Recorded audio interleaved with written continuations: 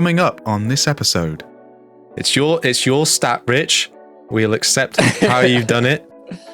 I just know that Adam is sitting somewhere cross-armed going, this has not been done right.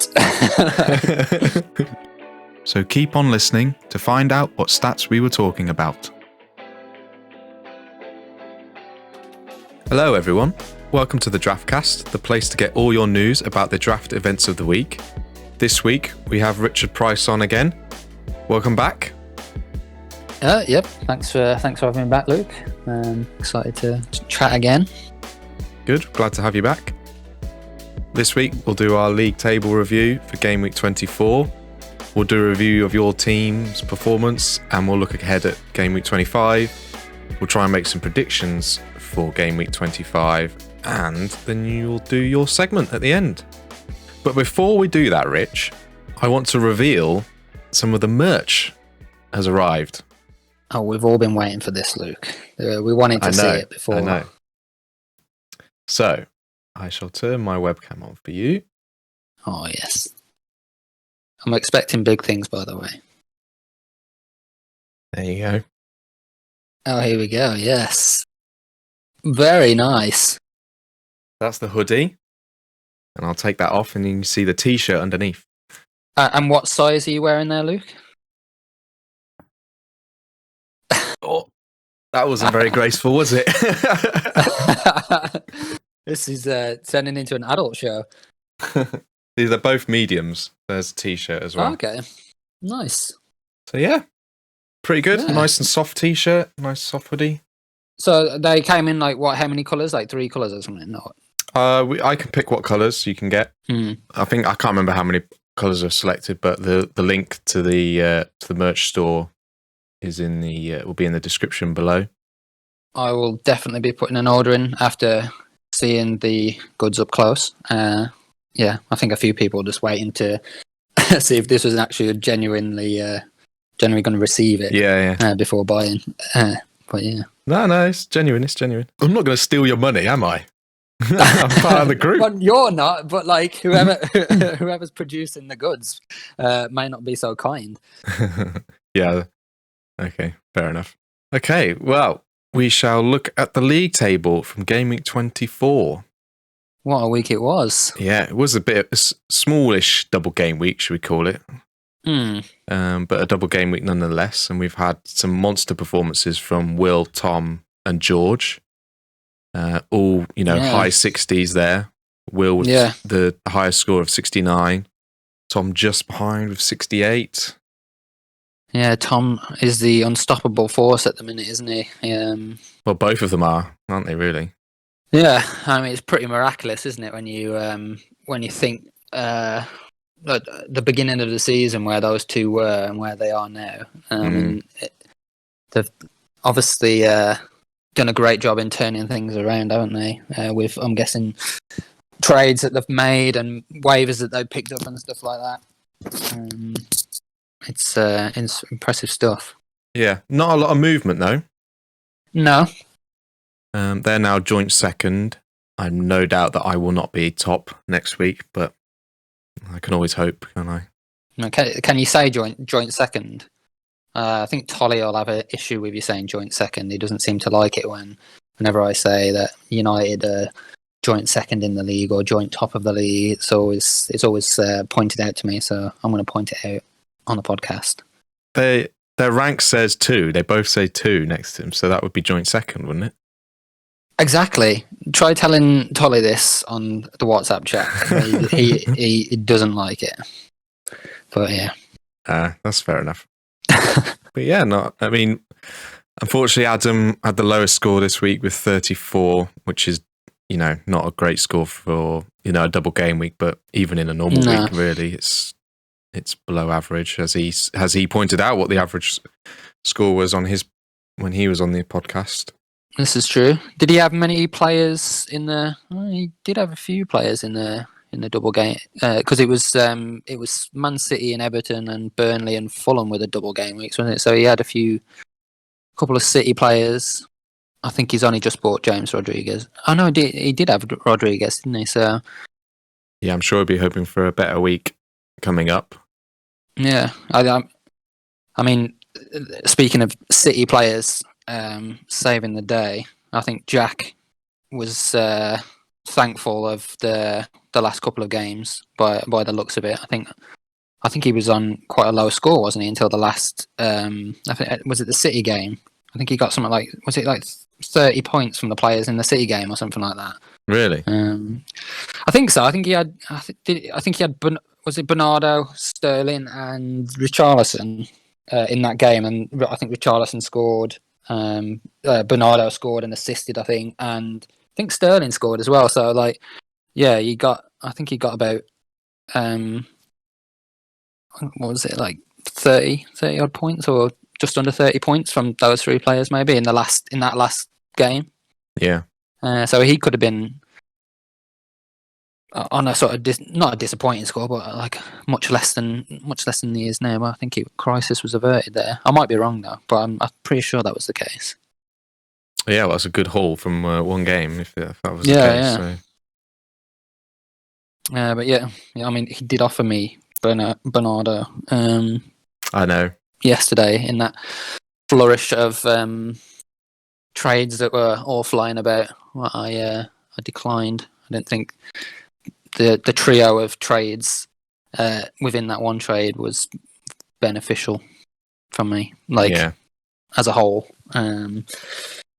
Not that it matters given my league position, but I've got to at least try and maintain sort of a good average score, which I'm pleased to say I felt like I got back up to the dizzying heights of the 40s again after having a few very dismal weeks. So yeah, and you're not falling behind too far, fortunately. Yeah. So yeah, I mean, let's look then. Well, let's move on. Let's look at your team's performance this week. 46 is an above average score based on the number that Adam provided. So I don't think you've done too badly this week. It's just because of the double game week, a lot of people have also done pretty well. So it's been hard for anybody to move about because everybody's sort of done all right. Yeah, this is it. I think I had one player in that was able to take advantage of the double game week, which was Pope. But obviously he had a good first game and not so much of a good second game. I think he got 2 points in the second game or something like that. So didn't really take full advantage of it. But I mean, 10 points is still pretty decent from Pope, and obviously he's probably one of my team's top scorers for the season. I mean, that says a lot about my other players, I think. But with your goalkeeper being the top scorer, but as pointed out in the previous pod, like the goalkeeper's just as much as an important position as some of the other positions on the pitch. So yeah, definitely. Knock it. So who do you think? Would you call Pope your standout player? That was going to be my question. For the week, or just in general? For the week just gone. Yeah, I mean, it's looking at it. He obviously got the most points. So in that. To that point, he was obviously the best return from the players in my team. I think defensively, not too bad. Almost sixes across the board, apart from obviously Maitland-Niles. And yeah, I mean, there's not much to say about the other players. Obviously, Lingard had a pretty decent game. I would have liked him to have done a little bit more in that game. He was pretty lively in the game, and obviously he got the assist for the penalty in that game. But he had quite a few chances, so I was a bit disappointed not to get a bit more off Jesse. Yeah. So my next question is, who do you think is going to help you pull yourself back up the league standings? Well, this is it. So, I mean, I suppose we can look to my team after the waivers. Obviously, the waivers went through today. I mean, I had Jota sitting on my bench ever since he was injured, and I took the plunge to get rid of him just to bring in players that are obviously going to score points. Like, given my league position, it didn't seem sensible to have players sitting on the bench with injuries when I need points. So I took the plunge and sent him to the agency, and I brought in, who did I bring in for him? I think it was Jorginho maybe, which obviously he's playing a lot under Tuchel now. I mean, if we look at like his last scores from his last 3 games, or his last 4 games, he's got a 3, 11, a 10, a 3. So he's obviously in form under Tuchel. So I thought he'd be someone good to bring in and be able to get me some points. Neves, I bought Neves back in. I mean, I've had Neves before, didn't really do anything for me before, but again, seems to be on a semi-decent run of form. If last sort of, say 5 scores, he's got a 3, a 0, but he didn't play in that game, and then a 7, a 2, and a 13. So he's obviously in form. Wolves, a bit up and down this season, mainly down. But recent results, they're sort of scoring a bit better now. They seem to be playing a little bit better. So I'm hoping, and also given their next, if you look at the sort of game fixtures that they've got coming up, there's a lot of green fixtures there. So I'm hoping he's going to be quite a long-term investment type thing, and get me points over a long period. And then, who was the last person I bought in? Dawson, I believe. Dawson, yeah. So Cash, yeah. I mean, Cash has been great for me. Like Aston Villa defence has been pretty solid of late, and Cash, I mean, he was a big part of that, and obviously he popped up with the odd assist as well. But obviously, I think he's picked up a bit of a hamstring injury. I don't think it's a bad one, from what I understand. But given the fact that I've got Silva, who's sort of a question mark in the defensive lineup, I thought Cash would be the sort of better one to get rid of, if you know what I mean. So, yeah, I brought Dawson in just because, again, West Ham seem to have a semi-solid defence recently. So, but I think the thing that's going to go against me with that waiver is just the fixtures that they've got coming up. I mean, I think that the next couple of games got Spurs, Man City, Leeds, Man United. I mean, I don't think there's many clean sheets in there, but I'm hoping the team sort of form might sort of lift the whole team, and they'll just be able to put in a few performances. But yeah, I mean, those are the guys that I bought in to try and turn it around. Obviously, Lingard and Saka in the centre of the midfield.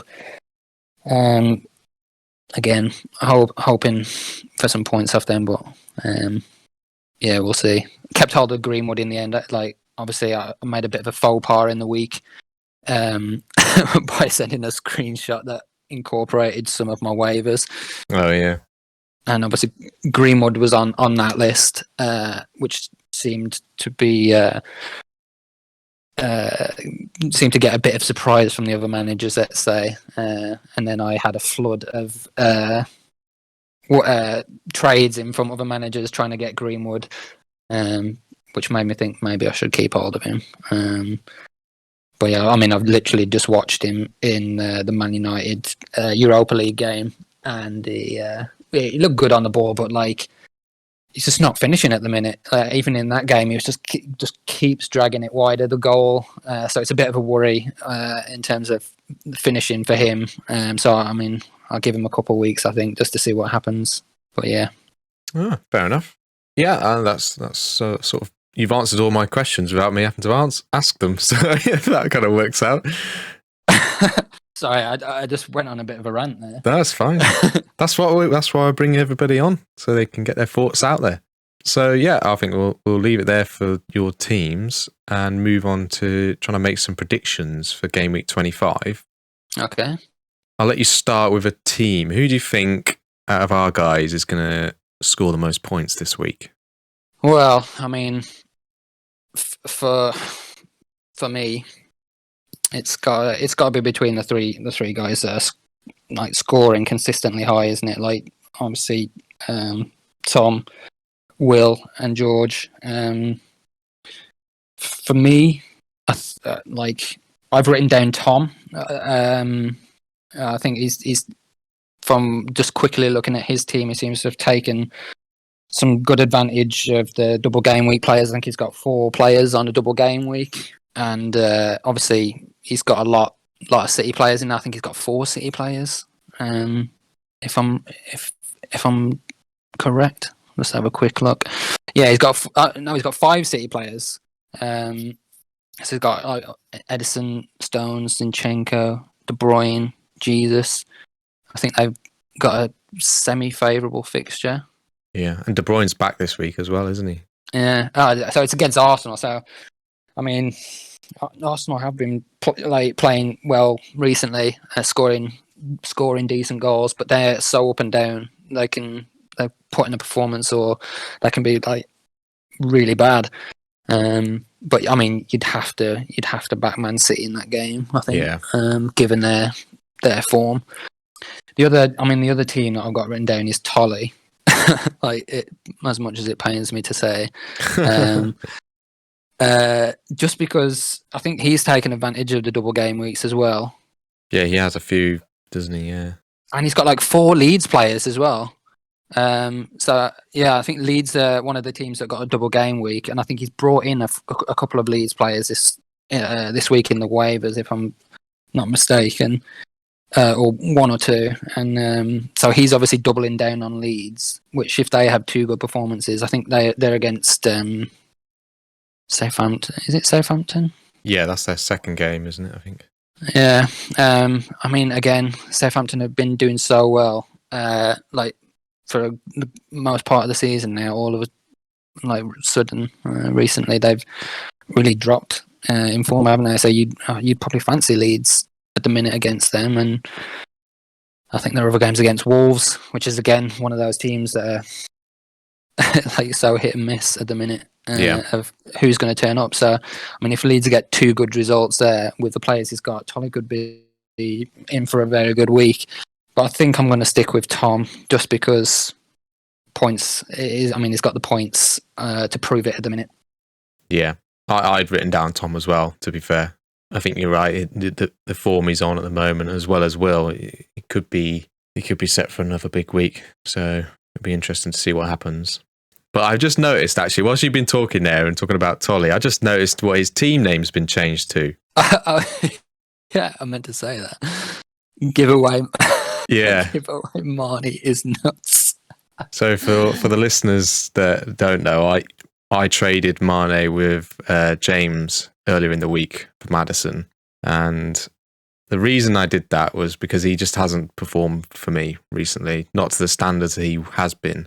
And I think we can all agree that Liverpool haven't been on their top form. Okay, yes, they've scored. He's scored in the week. Is it what league was that in? Champions League. But I don't think that quite correlates to the Premier League games that they've been having. So I'm happy with the trade. I think James is actually twitchy about it. I've already had messages in from him saying, "Give me back Maddison." So I feel like I've won their trade as much crap as I'm getting about it. I feel like it's a good trade, but we'll see. We'll see what happens. No, I agree with you, Luke. I think it's a good trade. I mean, I'm probably not the best person to be taking trade advice from. I'm the king of a sort of bad trade. Bad in my favour.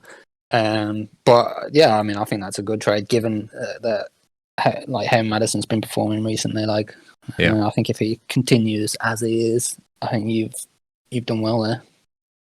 Yeah, well, we'll see. So player of the week, I'll go first. I've gone out there on a bit of a whim. You've already touched on Leeds having 2 games this week, so I'm going to go with Bamford. That is what I've got written down. Because, like you said, if he scores in both of those games, he's easily going to be one of the top scorers this week. Exactly. That's what I've got. And although there may be players in some of the games where they've only got the one fixture that might, score well, it's difficult to beat someone that can score multiple in 2 games, isn't it, in one game week? So, exactly. Yeah. So we've had the same idea for both here, have we, Rich? Exactly. Yeah. I mean, I'm in full agreement with you there. Like, I can't. I'm not going to argue. Okay, that's good. That makes that segment quite nice and easy, doesn't it? So we'll move on. We'll bring in your segment. I'll let you introduce what you've got. Okay. So yeah, I mean, like I said earlier in the discussion that we had, so obviously it's difficult to come up with original content these days, given some of the absolutely great sort of statistical based sort of segments that we've had. I was really sort of scratching my head when it was my turn to come back on the pod to come up with something. Yeah. So I've gone in a slightly different direction, and like hopefully it's like a little bit of fun. It's not sort of statistic based or anything like that, because that's not really my forte. So I'll leave that to the guys who really know what they're talking about. But maybe this might be semi-interesting, let's just say that. Well, so, from your title page, I am already very intrigued and loving it already. So, yeah, I mean, because of my league position at the minute and how badly I've been doing as a manager in our league, it sort of got me thinking about sort of the leagues that may have been forgotten over time, and that is, of course, the mock drafts. So I'm guessing like a lot of people that play fantasy seriously partake in a mock draft before actually partaking in their real draft, just to get a bit of practice in. For me, it was important because obviously I've never done fantasy draft before, so I didn't know what to expect. So I did one. This is the draft that I'm going to show you before actually partaking in the other one. So yeah, the question that popped into my head is like, I wonder like how I would have been doing in my mock league, given I'm doing so badly in the real league. So I mean, these are some of the managers that I got put with. Obviously, the pictures aren't accurate representations of people, as it says at the bottom. They are any resemblance is purely coincidental. They are just the first pictures that come up when you Google these people's names. Right. So yeah, these are the guys that I got put with. A lot of like a few people look like they use proper names. You've got Mickelmania, FC Skrillex, WCW, whatever that stands for. But a lot of people obviously using just trial names. So those were the managers in the league. 8 people in the league compared to our sort of 10. And this was sort of the draft. So this is my draft team. This is the team that I drafted. I was first, so I was first pick in the draft of 8. And these were my first 3 picks. So obviously between 1 and 2, there were like I'm guessing like 16. Yeah. So 16 goes. So like the next best available player after like 16 picks for me, I guess, was obviously Trent. And then obviously I'll get the next pick straight after, which was Pope. And I think Pope was my 3rd pick in the real draft. I did a bit of research before the fantasy kicked off, and everyone was suggesting that it was important to get like a solid goalkeeper, and Pope was the sort of suggested thing. So yeah, that actually translated into my actual draft team, which is this is who I actually drafted in our real league. I think I was 6th in the draft order, so slightly different, like mid-table. have as much time to wait. Fernandes was obviously my first pick. Ings second, and then obviously, as we said before, I wanted Pope in my team, so Pope was luckily my third pick. So I mean, as a starting three, don't think that was too bad. I think my plan going into the actual team was to try and get like one very decent player in all the positions. Yeah. I think by the time I got to defence, there weren't any sort of top level sort of desirable defenders left, and that's who I ended up with. Although I did like Lamptey and Justin were on my list beforehand, so I thought I'd compare it to our first draftsman, I guess you'd call him. So that was actually Tom. So Tom was first in our league, and I just wondered how they compare. So Tom went for a trio of City players, which I think he's still got in his team. Yeah. So he went De Bruyne, obviously first pick. Same with me. It's the obvious choice given De Bruyne's performance last year. Then he went Jesus and Edison, which pretty decent picks, I guess. I mean, Jesus not so much, but Edison pretty solid goalkeeper. So yeah, I mean, I think it's a difficult pick, isn't it? First pick, because you got so long to wait. Yeah. Before getting to pick again, but then you do get the sort of double pick. But yeah, well, I think one of the big differences between the teams maybe is the impact of having two extra managers in the league. I think if you look at some of the names on my mock team, given eight, I mean, admittedly, I haven't picked I probably could have picked better players, but I think there's a few more sort of desirable players maybe in the mock compared to what maybe Tom had to pick at, given that there's two extra players in our league. So could be the reason for it. I'm not sure. So yeah, I thought I'd directly compare my mock team versus my actual team in terms of like overall points. So basically, I just added all like every single player their points today. I added all that just to get like a total value to see whether I did better in my actual or better in my mock, and that came out as shown here. So I actually got a lot more points. I think, or a lot more value in players in my actual team, which was surprising. I thought given the increase of managers and the availability of players, it would probably be closer to the mock team. Although Bruno Pernandes is in the actual team, so I mean, a good chunk of those points are probably the difference. Actually, is Bruno Fernandes' points. You could also say two of your biggest players, De Bruyne and Trent, haven't really performed this year, have they? Either compared to last year. Exactly. Yeah. And obviously, Ings is in there as well, who's on a good run of points, and Pope's in there. So yeah, I mean, I felt like I got more value from my actual team, which was surprising. So here's just a quick overview of what the other teams drafted. So I mean, there's a few teams that drafted quite well. I think King in the bottom left.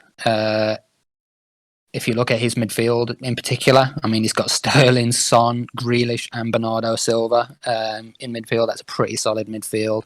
The trial in the sort of top right, but one in. I mean, he's got Werner and Aguero, but obviously Aguero hasn't sort of played. But he has got Maddison and Foden in midfield, which I guess before the draft you wouldn't really have sort of picked up on those players, but obviously they're doing well on points recently. Yeah. But yeah, I mean, I was interested to see like where the top 20 players went as well, and like trying to get a spread of like who actually got them. So I mean, the six in the middle are the ones that weren't picked up during this draft, but are actually in the top 20. But I mean, they're all names that you wouldn't necessarily think of when you're sort of drafting players, I guess. Other than maybe Souček, I think I picked up Souček in our draft. But yeah, I mean, obviously the Reds, the top 10s, you can see like a few teams got a couple of them. A few teams got none. I got none of the top 10 teams, and I only got one in the top 20. So all the rest of my players in my team haven't even made the top 20. Same with the team above me and to the right of me. Yeah, and then there's obviously a couple of teams that have got a couple from both. So you'd expect them to do fairly decent in the league. So that brings me to the table and where I place on it. And I went into this thinking like, if I can sort of get a little bit of kudos back as a manager, sort of place fairly decently, like at least I'll have like a little bit of something to go back to the group with. So let's just see what happens. So we'll go straight in with 4 and 5. You got King on 803 and Mickelmania on 801. I should say that these scores as well are based on the best 11 in that squad. So like I added all the players' values up and then got rid of the 3 lowest scores essentially. So this is what these scores are based on. Yeah, it's probably done incorrectly, but this is this is how it came out. It's your stat, Rich. We'll accept how you've done it. I just know that Adam is sitting somewhere cross-armed going, this has not been done right.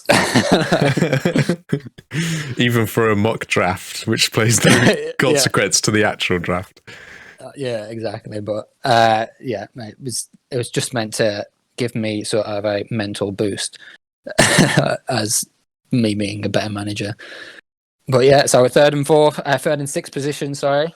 Yeah, I mean, not much to say there. So 2nd and 7th, we've got the 2 mock teams, mock and mock 7. So that leaves 1st position and last position. So I've either won the league or bottom of the league. And sadly, for me, I'm bottom of this league as well. 733 points.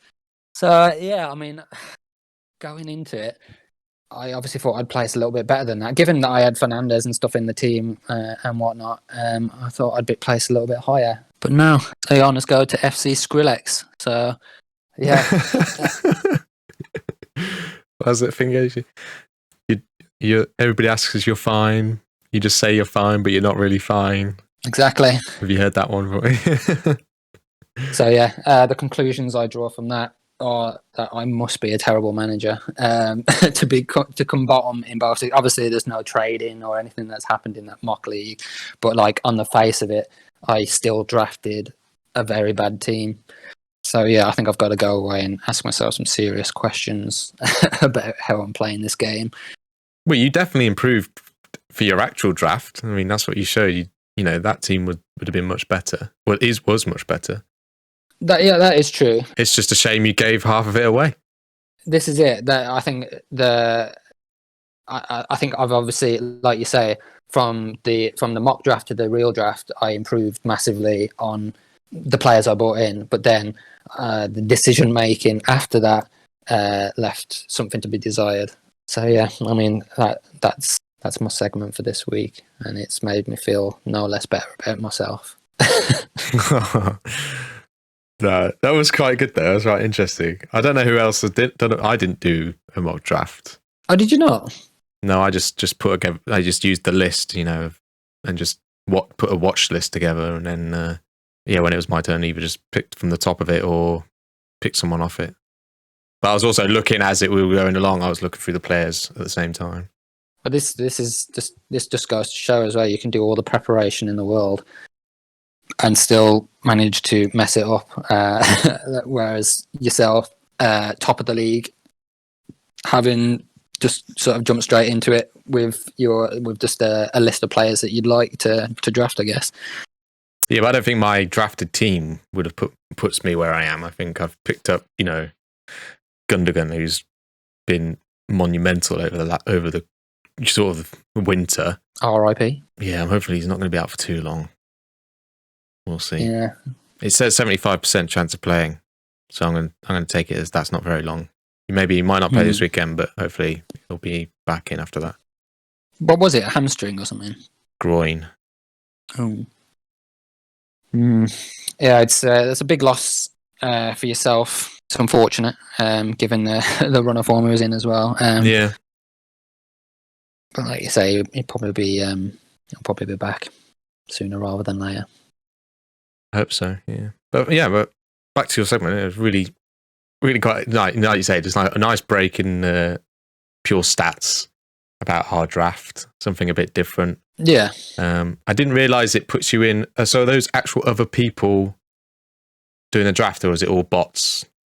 I think they're real people, because they obviously they all the names at the start of the presentation were all real looking names. It's not like I don't think they could have been like generated by a computer or something like that.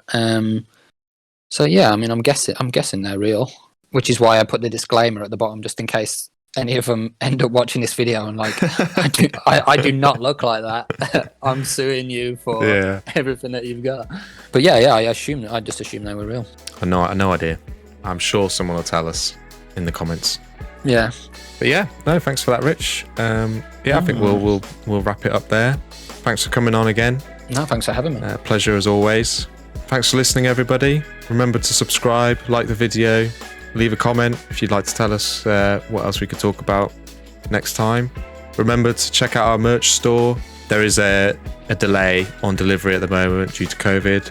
Yeah, we really appreciate it to help us out. And this is the DraftCast. And remember, draft is life. See you next time.